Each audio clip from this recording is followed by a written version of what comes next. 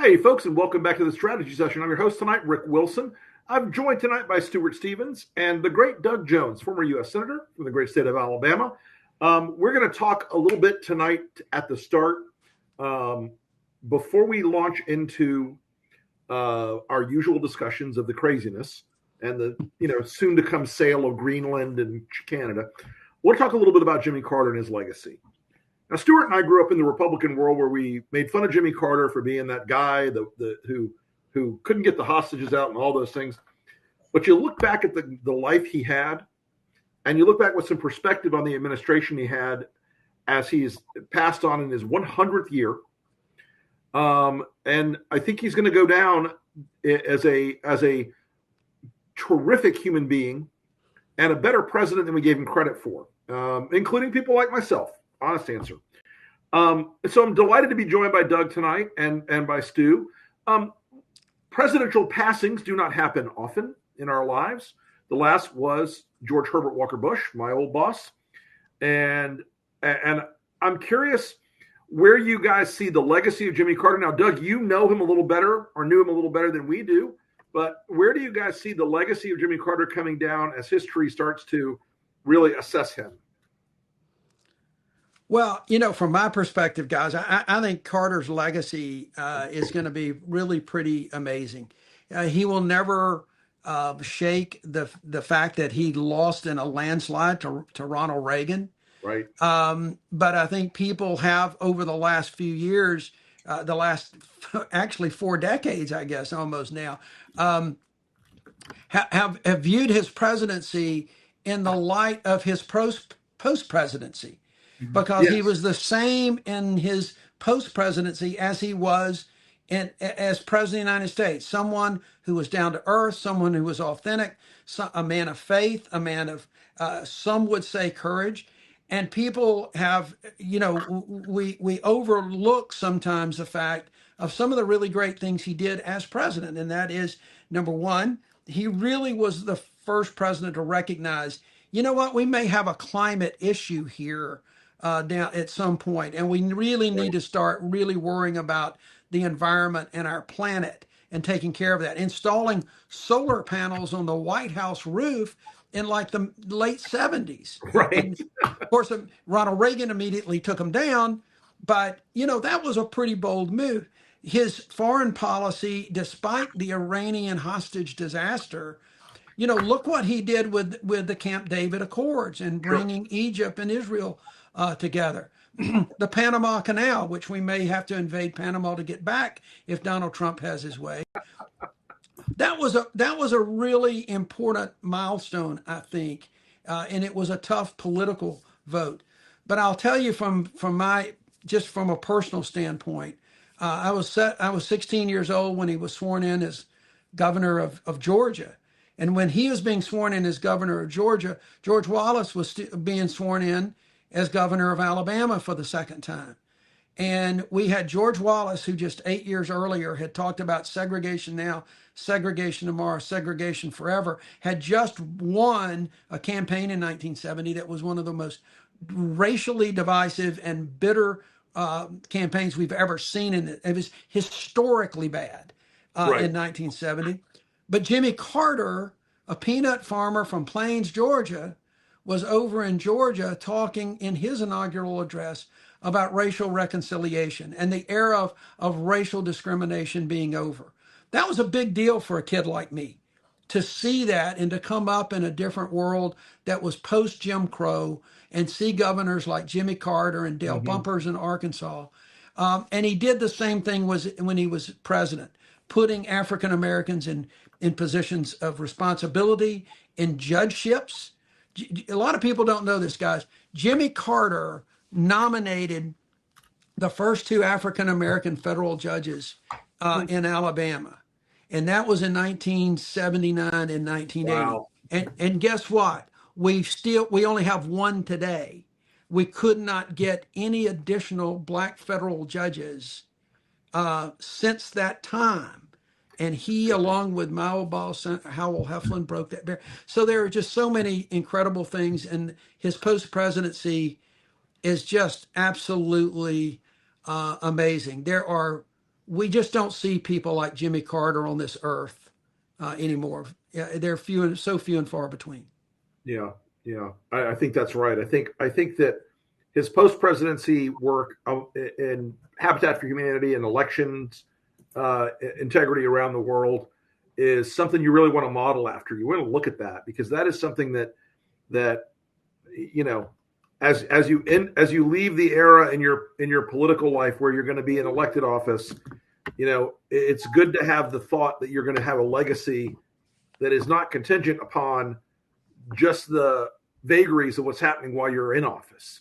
Right. I mean, and Carter had a rough time. It was a rough administration for a lot of reasons, not all his fault, but it certainly strikes me that he is getting a very good shake in retrospect. Stuart, we as Republicans used to run against Jimmy Carter for a long time about weakness in foreign policy and everything.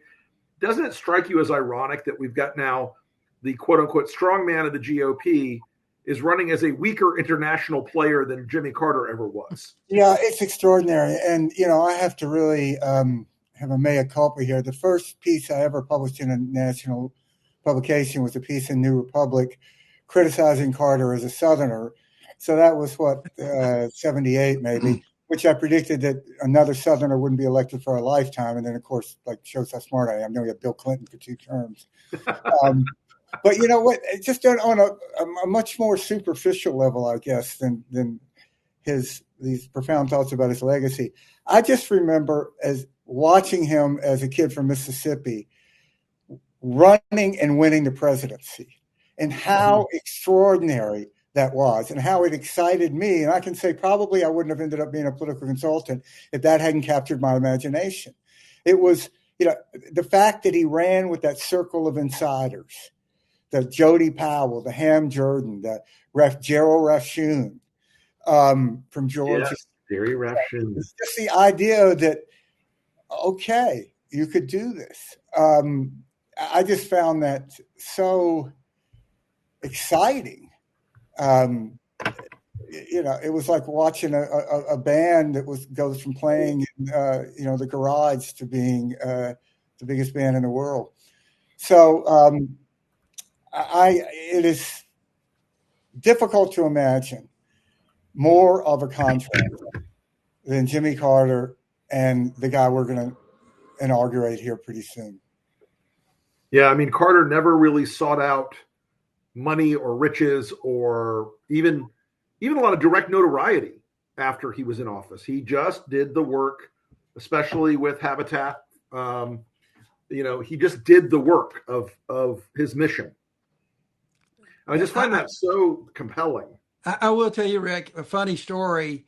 He kept up with his image though more than people think. I can remember in when I was the U.S. attorney over here, and he came over to Birmingham one time, and I had some Time magazines. I got him to autograph a baseball and a bat and some Time magazines, and I pulled up a couple of these Time magazines out to get him to sign it. He says, "Yeah, oh, that's great. I think I was on the covers of like 24 of them." So he knew exactly how many times he was on the cover of Time magazine. So. But at the same time, he was really a down to earth guy that you could talk to, even when he was president. I remember going to the Georgia barbecues on the south lawn of the White House, and him and Rosalynn just sitting on a blanket in front of the stage, listening to Doc Watson and Bill Monroe, and Sure. he just had that kind of personality, as she did too. I mean, you could tell that was a team that was made somewhere other than on this earth. They were a special couple. Yeah, well, that is everyone should aspire to that one, man. They were together till her end, and that never a blink. Which right. You got to, like I said, you've got to admire that level of commitment because it was that was clearly the real thing. You betcha. You bet. Well, in the current moment, which is a little less civil and a little less kind and a little less dignified and a little less honorable than Jimmy Carter, we have the encroaching Trump administration any minute now. And today we had a preview that that the world is back to the world that it was in 2016 again, where he gave a 70-minute press conference that was, as even a Trump person, a friend of mine who's a Trump-centric person, texted me and said, "Oh dear God, he's off the rails again." And I'm like, Susie Wiles is doing a great job, was my reply. But no, I mean, we're back to this idea where he's all talking about taking over Greenland, taking back the Panama Canal, renaming the Gulf of Mexico, the Gulf of America. I want to ask both of you, like, what portion of this is just Trump doing his crazy, burn it all down, showmanship thing to get in the headlines, and how much of this do you think he's serious about? Stu, I'm gonna let you run with that, Stu. Yeah, Stu, I'll start with you on this one. Look, I think if he had his way, he would do all those things. I think it's only a question of who's going to limit him. I don't think that there's any process here where Donald Trump is saying, look, I'm going to throw this stuff out and, to get attention. I think he believes it. I think that he would name the Gulf of Mexico the Gulf of America, which would change Doug and I's entire history since we grew up going down to the redneck Riviera. To say, yeah, we used to go to the Gulf of America. We could remember when it was called the Gulf of Mexico. And I think he'd do Greenland. I think the guy would, take Toronto if he could. And you have this terrible situation where someone who was a unique disaster as a figure, a unique disaster post-presidency, he's a convicted felon. Right. And now he feels completely invalidated by the fact, which is not an odd sensation, I guess. I mean, if you get elected president, you probably feel validated. That all of this was okay. And that's sort of the saddest thing to me about what it says about the country, that we're accepting this. And really, we talked about this a lot, Rick. I think it goes back to our old party, because had the party stood up to him from the very beginning, I mean, going back to when Mitt Romney went out in the spring of 16 and gave that speech, to the moment when Mitch McConnell could have rounded up enough votes to impeach him. Sure. And to this day, he's afraid to say Donald Trump's name. So I think it's just such a collapse of any moral authority of a party. Mm-hmm. Yeah, I think that's right. That just there's such a distance now between what the party, at least aspirationally, was about, and this sort of showmanship and craziness and clownishness that really strikes me now as, if it's this bad today, imagine what happens after Donald Trump has to face an actual crisis somewhere. Imagine what happens when he has to face even a debt ceiling deal or something like that. I mean, that's sort of, I'm trying to look into the future a little bit. So I don't see anything great in the wings so far. No. And I agree with what Stewart said, although I would put a little bit of a twist on it, because what Stewart said is if he had his way, and I agree. I mean, if you go back and look at all that we have said about him over the years and his infatuation with people like Putin and Kim Jong-un and others, he wants to be like them. He is and to do that, to some extent, you have to try to get land. You have to try to get some power. You might want to invade somebody. So he's talking about all this. But I also think that there's an element of this in which he likely knows that this is just BS, that he's not going to be able to do that. He's not going to invade Greenland. He's not going to go to war with Denmark, for God's sakes. But some of his people are like, oh my God, yeah, this is great. We should, the entire Northern Hemisphere should be America. It should have always been. That's the manifest destiny. It wasn't east to west. It was everywhere.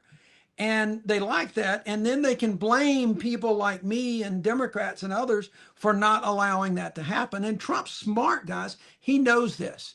I mean, he knows all of this. So if he wanted his way, absolutely. he would like to be that ruler that expands the map and the territories of whatever. Notice, interestingly, he's trying to go for other sovereign countries and is not even considering talking about making states out of the areas that we already have, like Puerto Rico or Indeed. some of these other, the District of Columbia, where he will be living for a time. So look, the guy, you got to give him this credit. He knows what he's doing with this, and I also think part of this, and I saw something about this in the chat. I do think part of this is that he doesn't want Jimmy Carter to have all of the publicity right now. Oh, You I know, 100% believe that's the case. yeah, That because he is the terrible human being that he is, he hates the idea that Carter's getting attention that he thinks he deserves. yeah, yeah, and having the flag flown at half mast during his inauguration, there is something really poetic about that, I think. Really broken. Yeah, really broken. So, but Stuart, I mean, we see in the last 24 hours we've had something possible, apparently, that we didn't know was possible before, which was a peaceful transfer of power, where Vice President Harris conducted her constitutional duty without having to hide in a basement, and certified the election of Donald Trump. How should Democrats feel about this? Because I've had a lot of Democrats like, why, we got rolled over, he cheated, and my position is he won the election, guys. We got beat. But I'm curious, like, how should Democrats feel about it?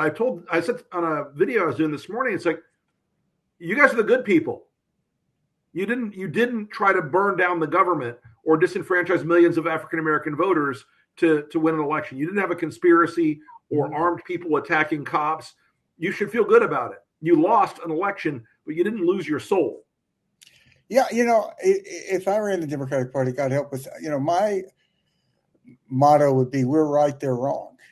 And right. Just because you lost an election doesn't mean you were wrong. It means you lost an election. And I think that the party needs to be aggressively embracing how right they were. Instead of all of this tortured stuff about what went wrong with the election and this. I mean, look, modern politics, incumbent president party gets within 2 points of job approval. Yeah. It was 40% was the job approval. Right track was 26%. Yeah. Plus you had these unique circumstances, which probably no one is going to sit around and say, let's have a president who decides in July not to run for re-election. That's probably, not going to be a little complicated. Yeah. Not going to be the model going forward. So I think they really need to go out and hold Republicans accountable. I mean, starting with these confirmation, well, really should start before that, but these confirmation hearings. I would love it if every one of Doug's old colleagues would start out, and their first two questions for every nominee was, do you believe that Joe Biden won a free and fair election? And if you say no or equivocate, it doesn't matter what else you say, you're disqualified to serve in the government of the United States. And you should ask, do you believe that felons who were convicted of assaulting police officers on January 6th should be pardoned? Right. And if you say yes, then you're disqualified. Yeah. You got to set that bar. And I think that there's going to be this tremendous push and pull between that and Democrats wanting to say, well, we can work with Republicans because we're a governing party. And I would come down always in those situations to being the moral opposition. Right. Yeah, Doug? 100%. 100% on all of that, especially the first part about making sure that we don't apologize for the election, because everybody is talking about now we're not, we didn't go to where voters are, we didn't do this, we didn't do that. There for the longest, for a month it was a circular firing squad, which is typically the Yeah. way Democrats handle election losses. But the fact of the matter is, we really had pretty good messages. We just don't have that infrastructure to get them to the right folks. We haven't had the Koch brothers and others to build up this network that 24/7, 365 days a year Right. is feeding the information, and the Democrats are being constantly,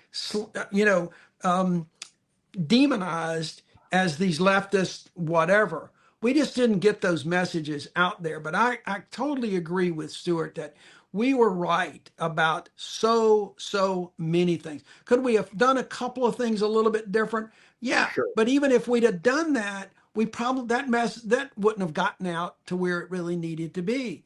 And so yes, I think we're right, they're wrong. Take them to task. Remind people of all of the things that Donald Trump promised to do, like lower inflation on day one. The kind of things he's already starting to walk back. Right. And I may be wrong about this, but I do believe, Stuart, that Democrats are gearing up for these confirmation hearings. They know that they don't have the votes. There has been no point in letting getting involved in all of the fray that's going over on Hegseth and Kennedy and Gabbard and all. Let Republicans fight that out right now, and they did that. They seem to be coalescing a little bit more, but that's fine. Just in time for the confirmation hearings, where I believe, and God help us if I'm wrong about this, that Democrats are going to, by and large, on the ones where they really need to, they're going to come down like a ton of bricks. They're going to ask those questions that Stewart had. They're going to ask the conspiratorial questions. They're going to ask about the anti-woman issues that the Secretary of Defense nominee has. They're going to ask all of those really tough. I think they're really going to be gearing up for these hearings, knowing that they don't have the votes going in, but you never know. It only takes four on the Yeah. floor of the United States Senate, and you're going to get a couple of those on some of those folks. So I think Kennedy, Gabbard, those two are in deep trouble. I think Patel is very problematic, and I think Pete Hegseth, as much as Susan Collins so far has been keeping her powder dry, I got to say that's going to be a hard pull for her to make. I think even Susan Collins is going to have to take a deep breath and consider vote if she's considering voting for Pete Hegseth. I think Joni Ernst will have a hard time. People have said Yeah. that Joni has now come around and she's whatever. If you look at what she said, she's never really fully endorsed him yet. Right. She has said she wants this process to play out, and that hearing could make or break her vote in the Armed Services Committee, Yeah. because that's going to be ugly, and it should be ugly given his history. It remains to be seen, but I really think that there's going to be some guys that are going to be cakewalks. Marco Rubio's not going to have much of a problem. He shouldn't have much of a problem. Yeah. Yeah, a lot of these, I still think they need to ask rigorous questions in these Sure. hearings. I mean, Marco needs to be asked questions not to try to disqualify him, but to try to draw a bright line. If the United States interest conflicts with Donald Trump's business interests, who's going to win? Right. Will you publicly exercise your discretion and judgment? If you believe that we're getting in bed with the wrong side in the Ukraine war, things like that. I think Marco can be put on the spot. And again, he's not going to be disqualified from being Secretary of State. He's one of the more qualified nominees they have. Now, that's not saying a lot, but it is. But in his case, he's going to have a much easier skate. And the guy for Treasury, who has a background in that industry, I think a lot of these people are not going to please the base. The guys like Marco, the base isn't happy Marco's there. They don't like it. But a lot of these people that are there to please the base are very, very tough to get through in my opinion. These confirmation hearings should be used to put down markers. It doesn't matter who the nominee is, even if it's somebody you've worked with for the last 12, 18 years like Rubio.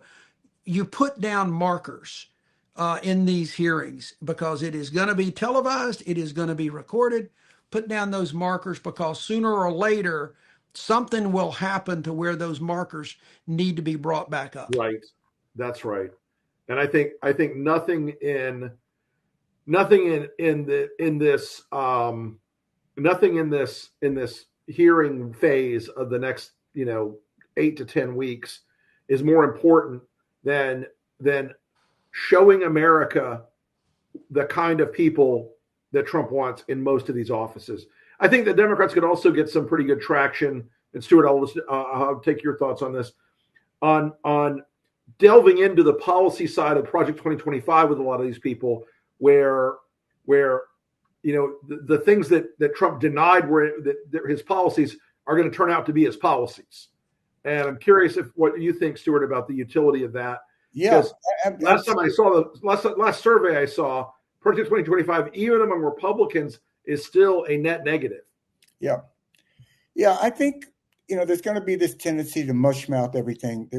When these nominees go up there, they're going to be trained and skilled and drilled to not answer questions and to really hold them accountable. And I think Doug's exactly right. Get that marker. I don't buy this whole idea that there's been any realignment in the Republican Party. In 2020, Trump's coalition was 85% white. In 24, it fell to 84% white. Right. They're celebrating losing 86% of African Americans. Right. Mm-hmm. And they did well with Hispanics.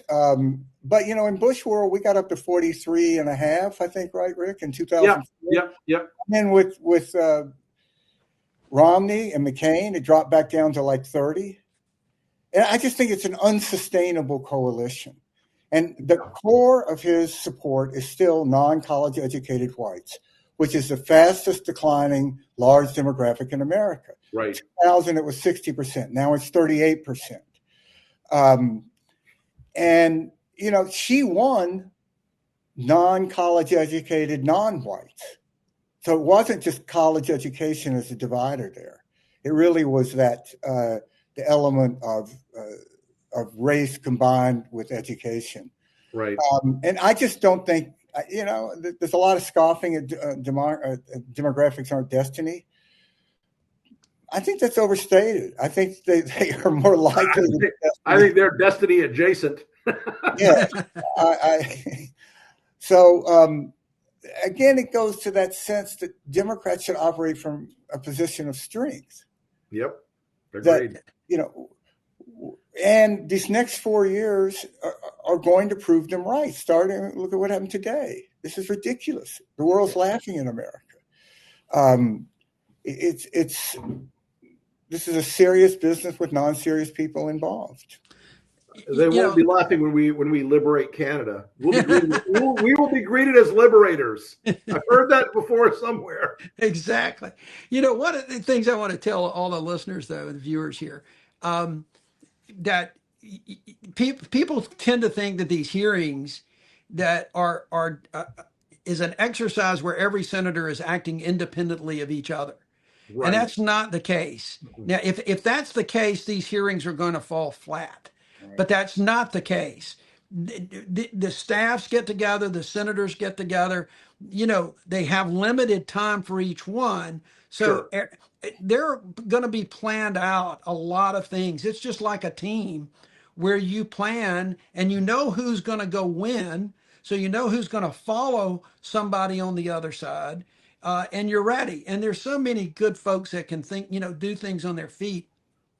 You plan, but you also have to be prepared for those things that come up where you want to simply ad lib a little bit to because you've got an opening to sure. really score some points. Sure.